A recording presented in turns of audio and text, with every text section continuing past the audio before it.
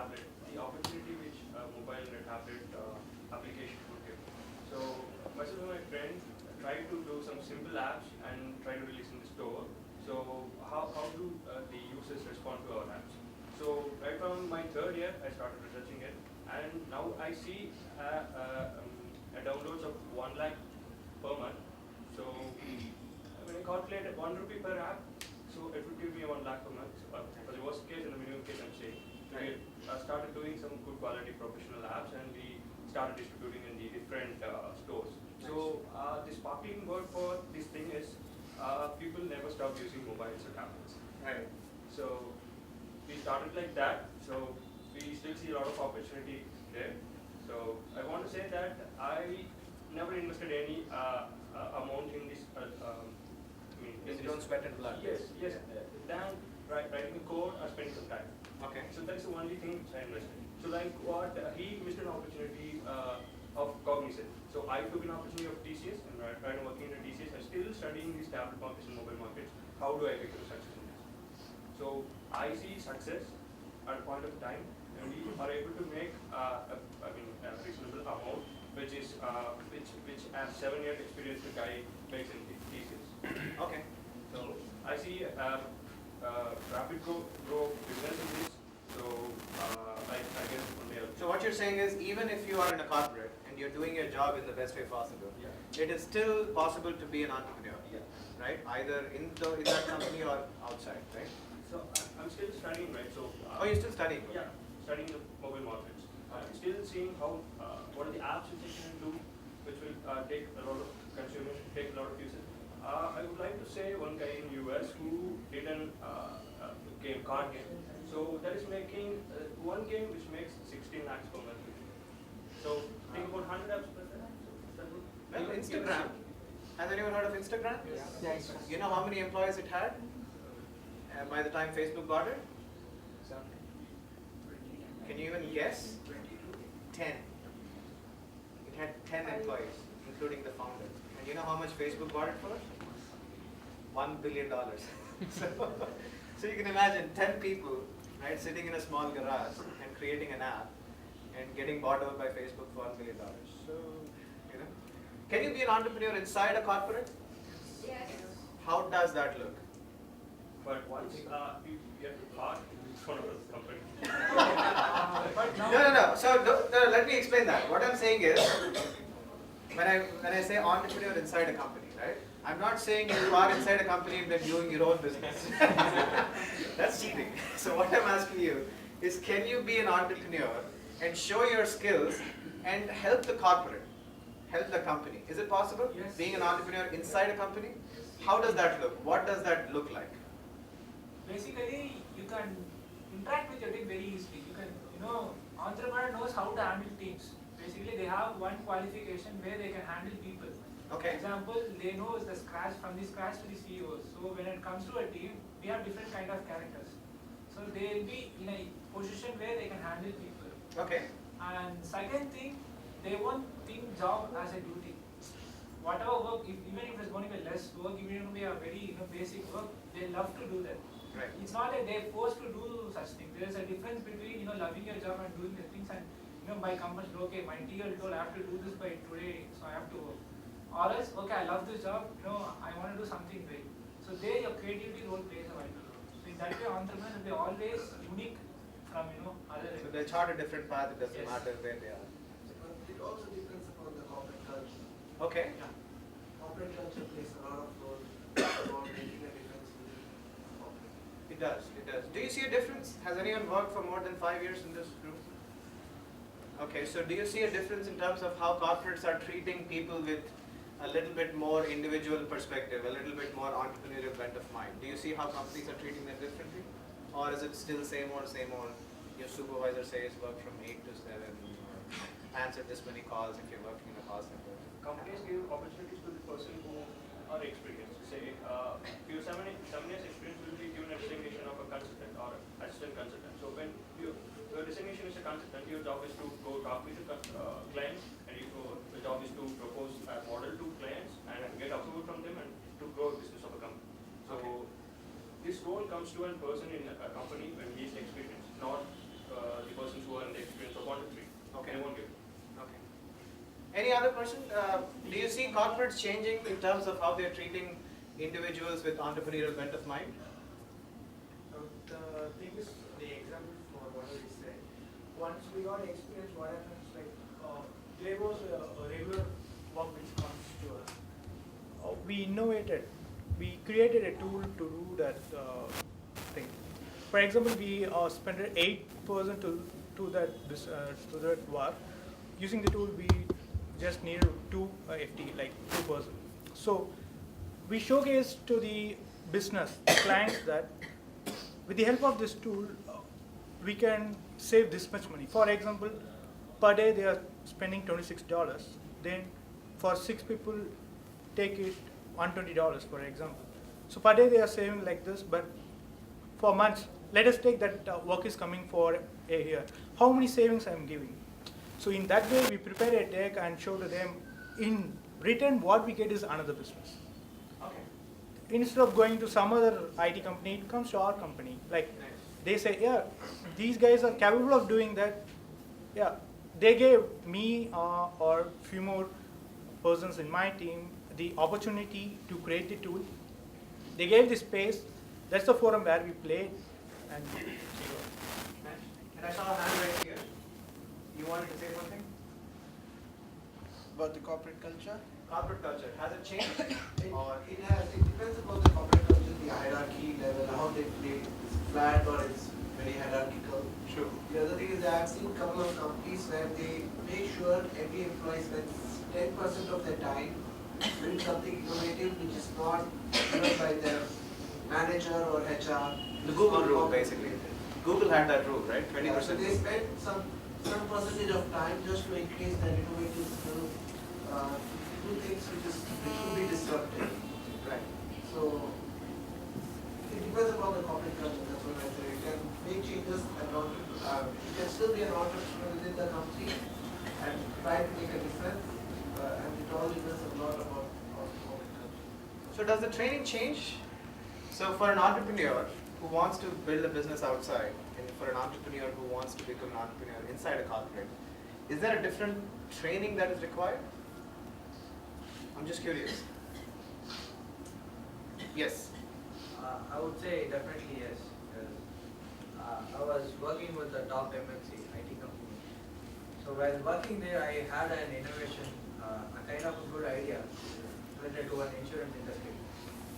So I had my mentors, I had my AVPs and directors guiding me, saying that this can happen this way.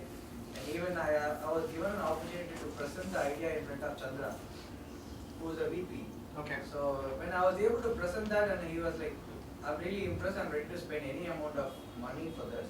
So, but unfortunately that those were the times where I was serving my notice period. So I had to come out.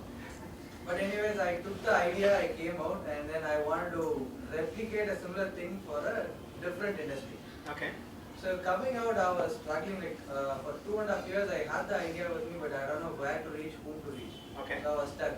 Even Google didn't help me on that because I was not taught to use Google. Right, right. So I was lucky that I found a mentor Okay. who came out, because I was also wondering when you asked what you look for in a mentor. I was actually looking for contacts from a mentor, which nobody came out with, because I thought I was wrong. I didn't say that. Right. So, No, my it's very mentor was there, and I told him that this is the business solution that I want to build. Right. And he said, I will put you to the right person. Right. And he linked me with MSME, National Skill Development Council, and even he made me talk to some person who are part of Ministry of HR. Okay. So that elevated my idea, and it's still in the progress. So working inside, you have everything easy, and it's a platform where you can play with others' money. Which is good, I guess. Yeah, and even Others' you money get is paid always for sweet. playing. Right. You get paid for playing as well. Whereas you're coming here, you have to think of your family and other stuff. You're running capital, etc. So that puts you into a pressurized situation. So it's more fun to be an entrepreneur within a company, at least. So Because you can play with other people's money. If it fails, then it's their money. If it succeeds, then it's your money, right? So it's a very simple plug and play model in that sense. So the learning process outside is better. Money process inside is better. Dangerous group, right? I'm, as I said, this is an exciting discussion to have because this can go on and on and on because these are all our lives experiences. These are all things that we see every day, and there's no end to it because each of us has so many of these experiences. But I would like to channel that in a slightly different direction because one thing that helped me a lot, with all your responses, is it helped me see in a different light what we want to do at Woxsen, and that's very important. And this is a session where we want to pitch our ideas and see, how you react as audience. It doesn't matter whether you'll be students or prospective students. And, that's the last thing we care about. But we really want to see, given the vision that we have, how people perceive the area of entrepreneurship and what does the education space need to do to nurture entrepreneurs and develop entrepreneurs, right? So that's the whole point of Woxsen. So I would like to take a step back now and hand over the mic to you. All of you understand that we come from a business school called Woxsen, right? All of you at least broadly know what we're trying to do. But I would be very happy if you ask us questions in terms of what Woxsen is all about, what we're trying to do there. And then you will see that many of the responses that you gave regarding being an entrepreneur, the challenges, the pleasures, and all that stuff are something that we want to replicate in our campus, in our curriculum, and things like that. Okay, so I will hand over the mic, Anju. Yeah. And I and the Dean will be here. Any question regarding anything, we will try and answer them.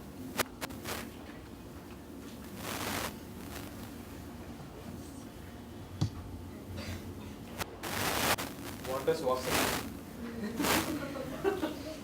Okay, before answering that question, what is meant by Woxsen, probably we can run through the presentation. Assuming that both of us, you have asked several questions and we have asked several questions and we have answered, we have shared a lot of ideas. Assuming that we have answered everything on entrepreneurship. Okay. How many of you now would still be or would be interested in starting your own business? At the end of this session, so you say maybe I'm able to see about 10 of you. Still many of you haven't convinced yourself. Okay, that means there are still a lot of questions in your mind unanswered. I think I know what happened. Yes. He sold the idea of becoming entrepreneurs within corporates, which is more fun. So the number of hands have gone down because suddenly people realize that it's more fun to play with other people's money. So Yes. I'm guessing that could be one of the reasons. Yes. One question that always remains unanswered is predictability. What is going to happen? Okay. The second question is how prepared I am in handling unpredictable situations, uncertainties. The third question is I don't have money. I may have good idea.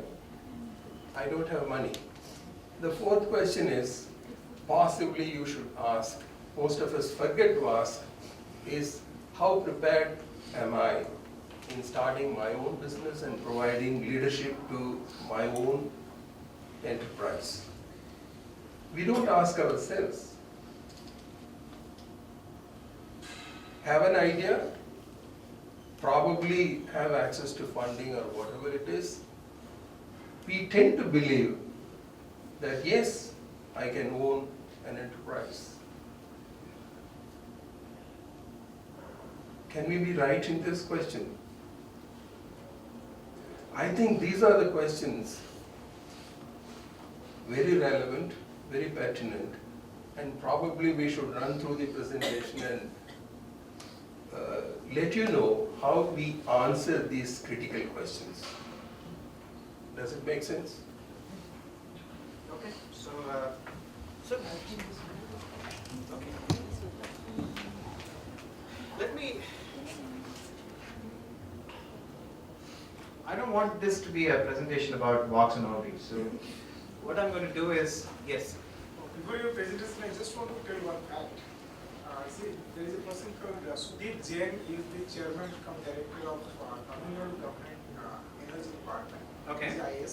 Okay. Recently he had come to a program. He was telling that when he was the collector of Nagapatinam, so he says that almost 60-70 schools he has visited, okay, and he has interacted with all the 10th class topper, state toppers and all that. So he says out of 60-70 schools I have visited and interacted, I used to ask one question to these toppers. Okay, what do you want to be in life?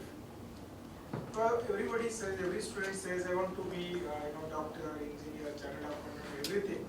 And till date, not even a single student says that I want to be an entrepreneur. Right. So there is a lack in the fundamental itself, from the school life itself, from the bottom line itself, there is a lacking that nobody wants to see in that direction. Nobody wants to be in that direction. Right. So when you are these schools, the school it is. So you need to at least put some light in that. Okay, how it has to start from the bottom line. True. True. And the second problem is if you become an entrepreneur, you'll never get married. So, how many dads are willing to? So even for the sake of that, you have to come out of it, right? But that is true. And that is, I guess, that is a fantastic lead up to this brief presentation. The idea of Woxsen is pretty simple, right? Our institutions, educational institutions or general societal institutions are not geared, are not set up to encourage entrepreneurship for whatever reason. And I'm not talking about India, I'm talking about in general, across the world, institutions, education or otherwise, are not set up to encourage entrepreneurs, right? If you look at the curriculum and the activities of most of the schools, doesn't matter which school, they are all developed to create employees of organizations, right? So what happens is, because we have traveled in that path for too long, it doesn't matter at what level, it could be high school, it could be MBA, it could be engineering, but given that we have traveled in that path for so long, we have arrived at a point where these institutions are not really ready to support entrepreneurship. And right from our childhood, we are always told to play safe, right? When we were playing outside in the mud, your mom yelled at you because they said, this is dangerous, play safe, right? When you're taking up a career, that's what your parents said, play safe, right? Don't take too many risks. So take a path that'll surely get you a job. And then you become, right, you go to the engineering college or you become a doctor, whatever that is. Even there, your professors tell you to play safe. You don't want to be crazy, right? You stand out and then they'll hit you and then they'll put you back in the crowd, right? That's the problem that our institutional setup has created. So the question that we wanted to ask is, given that there is no institution like that, is it possible to create an institution where people will come in with passion, right? People will come in with ideas, but then many of them don't have the resources, many of them don't have the right context, and many of them don't have the right mentors or the encouragement to become entrepreneurs, or at least think entrepreneurially, right? Because the way in which you deal with uncertainty when it comes to entrepreneurship is completely different, right? And that is exactly why we established Woxsen.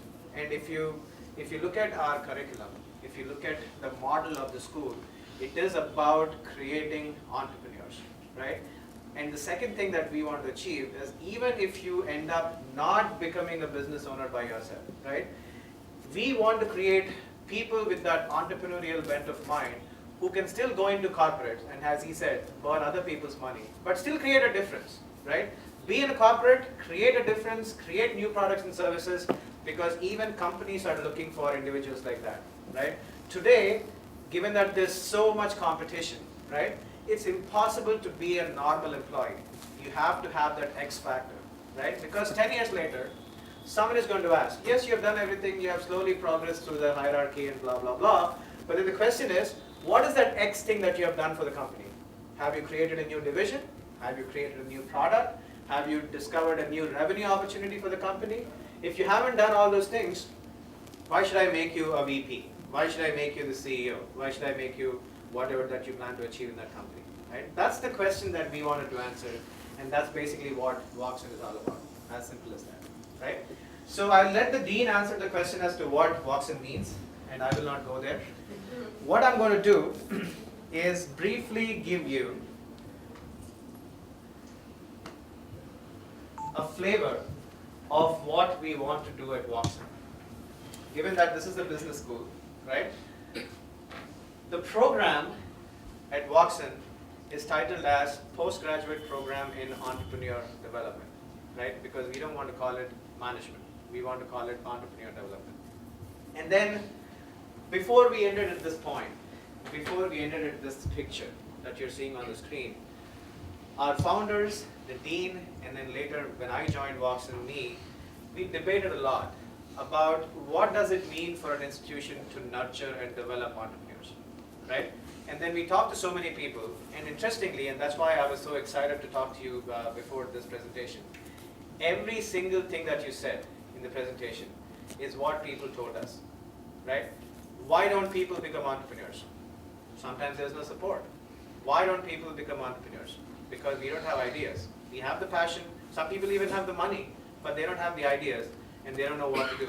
I meet so many people in the market nowadays who say, I have so much money, I don't know what to do, but I'm looking for ideas, something like that, right? So there are so many different types of people who want to become entrepreneurs, but then they don't because of multiple reasons. So the question is, can we take these people step by step through multiple processes so that by the time they come out of the school, right, they are in a situation either in which they have a company of their own that they've created as part of being in the school, or they have come out with that energy, the passion, and more importantly, the skills that are truly necessary to become an entrepreneur, right, as opposed to becoming just a manager in a corporation, right? So what we have done is we devised the curriculum with 4 major components. You can say it's a step-by-step process, or they're all going parallelly together, it doesn't matter, right? One is the business foundation core, okay? The idea behind the business foundation core is very simple. There are certain basic business skills that every entrepreneur needs to have, right? Someone talked about marketing, right? Someone talked about working capital management. Someone talked about understanding the environment. It's very important, right? Otherwise, how do you notice opportunities and things like that, right? So we want to take students through the process of getting these skills, wherein you know how to market, you know the intricacies of marketing, the basic principles of marketing, because these are very important, right? And then once you have this business foundation, you go to the next level, which we call as functional competence core, right? Now what exactly is functional competence core? Imagine this, you want to start a company. It is technically not an IT company, right? But at the same time, technology is central to every single aspect of your business nowadays. We all agree on that, right? But the question, which seriously everyone asks, right, is to what extent should I bring IT into my business? To what extent should I invest in IT, and to what extent does that investment add value to my business? How do you know that? Do you go to a consultant and ask him, okay, should I spend 100,000 rupees on IT? Should I spend 50,000 rupees on IT? Should I spend 5 lakh? Because the vendors will come and sell you all kinds of things. But you yourself have to understand how IT becomes a part of your strategic perspective, right? That's a big question that most people are unable to understand. So we want to train people in those kinds of things. Similarly, analytics. How do you forecast demand in the market, right? How many of us are really taught to forecast market demand? Can you truly and honestly raise a hand and say, I know, even if you want to become a future entrepreneur, I know how to forecast demand in the market, right? 1 out of 50, 60, 70, right? And that's the problem, which is we are not taught to predict. Even though predictions might come out wrong, it doesn't matter. At least you have to have a perspective on what your demand is going to be, right? And if you talk to entrepreneurs many times, unfortunately, what you will see, and I've seen my students do these mistakes all the time. I have done these mistakes. I've seen my students do these mistakes, which is we talk to a limited set of people, right? And then say, yeah, many people are interested in this product. My friends like it. So let me start a business. Have you heard this before? Have you heard this before where you said, hey, my friends are ready to buy it, so why not some others?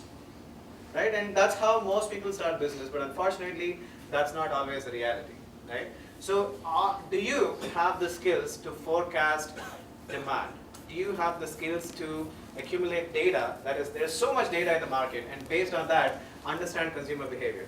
These are all important questions that you have to answer as an entrepreneur, but it doesn't matter.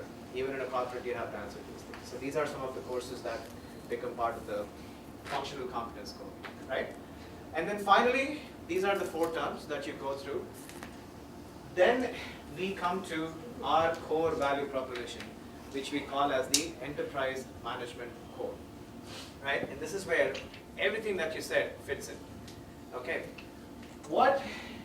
this is the dean's creation, right? And this is based on years and years of experience of teaching management and creating management schools, as simple as that. So what we have seen and what we have realized, and of course this is what you were saying, maybe not exactly using the same words, is there are 4 basic skills that every entrepreneur needs. It doesn't matter if it's an entrepreneur who wants to create a business outside or someone who wants to succeed inside a corporation, right?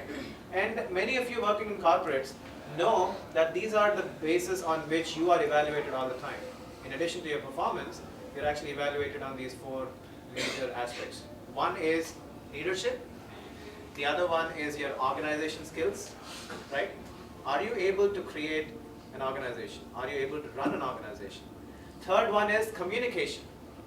Are you able to communicate your products and services to the market? Isn't that a very important thing? Right? Because if you think about it, being a successful entrepreneur is about creating that market niche for yourself. All of you agree on that, right? You see this big market, right? And then you try and see if there are unmet needs of the customers, and then you try and match the unmet needs with the market, and then you create that small niche, and then you basically create a product which you sell. But then how do you communicate that? That's a huge part of creating a market niche, because all said and done, a big part of marketing is communication, right? Similarly, are you able to effectively communicate with your co-founders, right? We have 2 or 3 examples of companies that have run to the ground because the entrepreneur was unable to communicate with the co-founders or partners. Very simple, something like that, right? So communication becomes a very big component of being an entrepreneur. And then finally, strategy. How do you strategize? How do you see long-term versus short-term? How do you draw a line between tactical issues and strategic issues, right? How do you create a strategy for your organization? We use the word strategy pretty loosely, right? But what does it mean to create a strategy, right? Is going to an event a strategy, or going to an event is part of a bigger strategy in terms of your company? That's a big question that you have to ask, right? Where does your product fit in? How do you plan to sell it? How do you plan to market it? Strategy becomes a big part of that, right? So if you think about it, LOCS are the 4 big competencies that every entrepreneur needs. It doesn't matter where he or she operates, right? So what we have decided is we will have a lot of emphasis